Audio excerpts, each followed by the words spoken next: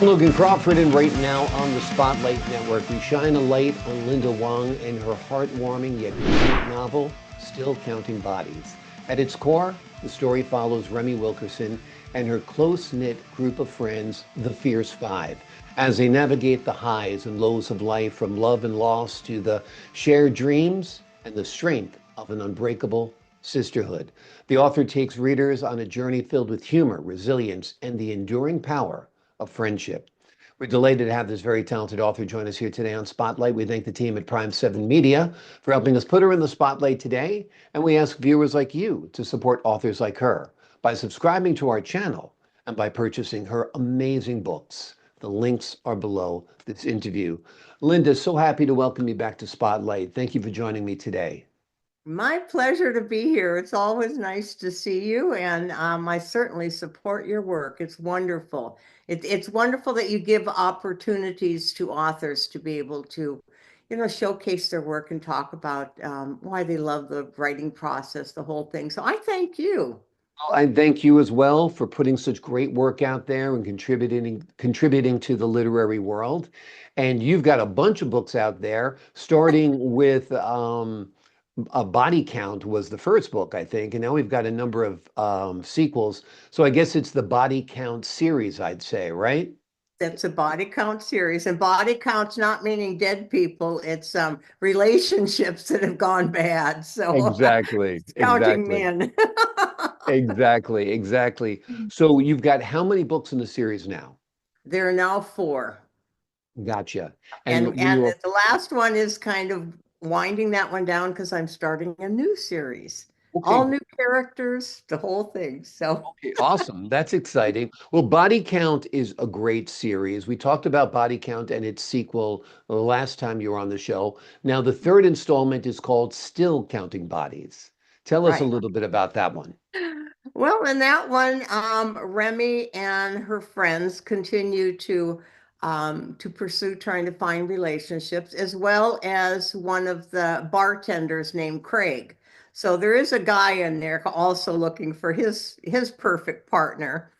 And it goes through a lot of the changes that they face, things that involve like being fired, having to find new employment, questions, what am I going to do with my direction now? Where am I going?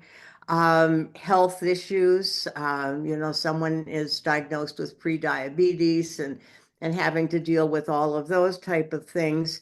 And then there is a relationship that ends because of a death, and it's a drunken driver caused accident, which is always kind of hard to deal with, and just a lot of the challenges of trying to maneuver through new jobs, new friends. Remy moves to Atlanta, and that's a new change for her. So it's all about, meeting people, finding a new place to live, making all those new connections at her new employment in Atlanta. So kind of interesting, gives you a look at Very Atlanta. interesting. I think Yep. it's, to sum it up, it's sort of like what people call nowadays adulting. All of the Yes. things that happen to you when you're an adult, relationships that go right, relationships that go wrong, unexpected deaths, job changes, being fired from a job. These are all the things we have to do in life. And for Remy, she has a good support group. It's her friends, right? Friends are so important in a Yes. situation like this, right? Yes. Yep. She also ends up going to the Bay Area. So Mhm. that's kind of fun to go and explore another area. This is so strange because I unplugged my phone. How can it be ringing? This is spooky. I went and unplugged Funny. the whole That's thing. funny. We don't hear it here, so don't worry Okay, about it. that's good. Yeah, That's good. exactly. So anyway, she also goes to the Bay Area, which is kind of fun for them to explore that area. And um, I don't go into a lot of like travel log kind of things, but enough where you're in another city and some of the things that they explore together. And um, it kind of gives a new dynamic. So we go from one coast to the other coast. So she's Exactly. a busy little lady, this Remi. Absolutely, absolutely. As people are today, young people, Yes. middle-aged people are traveling from one coast to the next. They're very nomadic in their lifestyles. So that's for sure. Now, you have envisioned this as a TV series, right? The more people talk about it, including you, Yeah. I'm thinking it's got great potential. I think the Yeah. characters are strong. Um, the themes and what they're going through in life, very relatable. There's nothing that's very unrealistic. It's just very like would you call it adulting? Adulting, adulting. It's very adulting. Yeah. Yeah, So, exactly. I mean, I would love to have someone, consider it for that. I don't have any Hollywood connections and Right. whatnot, so to But you speak. put the book out there, you never know whose hands it's going to wind up in. I That's think Body true. Count would be a cool series. And there hasn't been anything like this in Sex and the City, and that was a long time ago now. Yeah. So Well, I it's think, interesting that you mention that because I don't really know how different parts of the marketing world work, but I've had two major marketing companies contact me mm, to represent the books. And I'm going, oh, well, that's really interesting. Some of them, though, I kind of laughed. I said, do you have any idea how many books I'd have to sell to ever recoup the amount right. you want to charge? I mean, Yeah. astronomical. And Yeah, that's be for careful. one book, and then Yeah, you do times four. It's like, no, I don't have $100,000 sitting around, it's unreal. So exactly, I'm exactly. Put not the going work there. out there, let it spread by word of mouth. Doing Yeah. shows like this are helpful. But to pay a marketing company a large sum of Oh money to my God. promote your book, like you said, where's the return on investment? So be careful out there. That's lots of Yes, for snake sure. oil for sale out there. So be careful for sure, without a doubt. Now you have a follow-up to Still Counting Bodies, and it's called Stop Counting Bodies. So tell us where the story goes there. Well, with Stop Counting Bodies, the five fierce five, these are the five friends.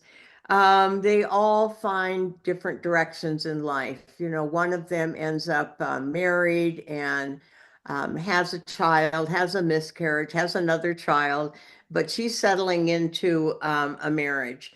And each of them is kind of settling down, just settling down in life. And some are still single and just accepting the fact it's fine to be single. You don't have to have all this pressure. You got to be with someone or you've got to be married. And, it's the change of the times. A lot of people can be single and be very fulfilled and happy. So the Stop Counting Bodies is each of them in their own way, um, just saying, enough. I've had enough of this kind of scene, and let's just settle in, enjoy life, do it well, take on new challenges, explore new directions, and just not be so caught up in this game that everyone's got to be married. Agreed. So, Agreed. yeah. Exactly. You can find happiness in life, in your career, in your friends, in your community. There's lots more than just having a partner for sure. Now, you said before you've developed a new series of books that have all new characters and so forth. Why don't you give us a preview of that? What are you entitling this Okay, series? this one, the first chapter's just finished, and I'm still trying to decide which publisher to go with. It's crazy to have so many different publishers for different series, but I don't know if that's wise or not. In some ways, I just want to see which one takes books the best direction. But Right. this beginning series is not forever. Mm. So again, it's relationship things. There are four main characters. Melissa. There was Melvin, but Melvin is now gone. Um, but her new partner is Robin. And then there's Elizabeth and Sammy. So again, these are our four good friends marching through life together and just kind of exploring, where things take them and how the relationships unfold, some of the problems they go through. And, I until I really started looking at them, I'm going, my goodness, I'm kind of repeating themes here. And I guess it's just something I'm comfortable writing about. I've got so many single friends and I'm single. And there's just a lot of stories that come with, that being single. And you got to write what you know. You know about Yeah. women, you know about friendships, you know about single life, you know about the trials, the tribulations, the humorous aspects of it all, and it Yep. works well.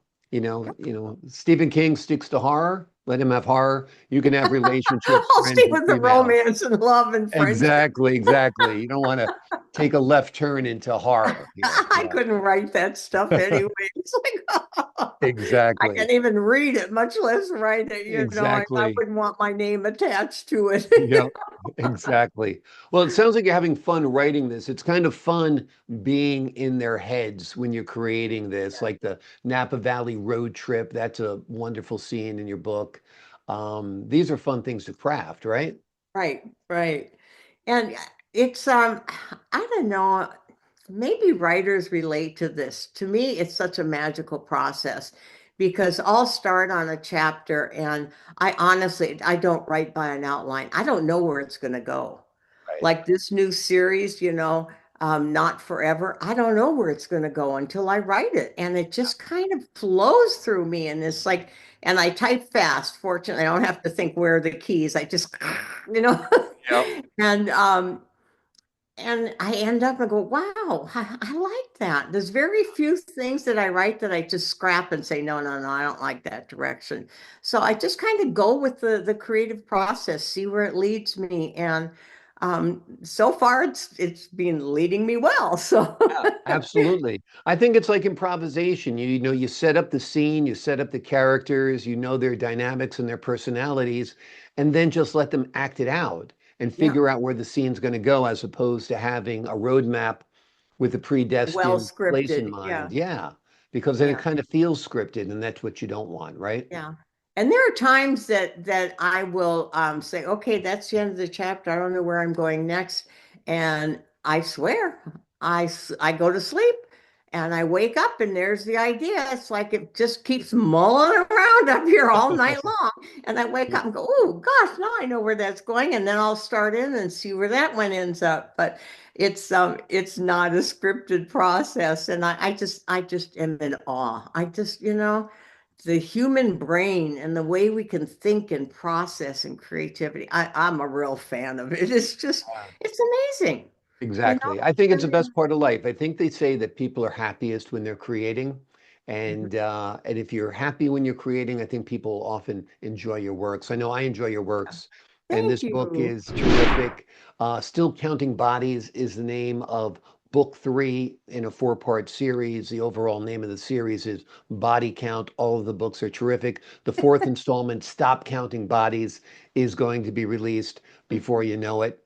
At the Yep. core, the story follows Remi Wilkerson and her close-knit group of friends, the Fierce Five, as they navigate the highs and lows of life, from love and loss to shared dreams and the strength of unbreakable sisterhood. Linda, thank you so much for joining me here today on Spotlight. Thank you. I appreciate it. You're wonderful. Blessings to you.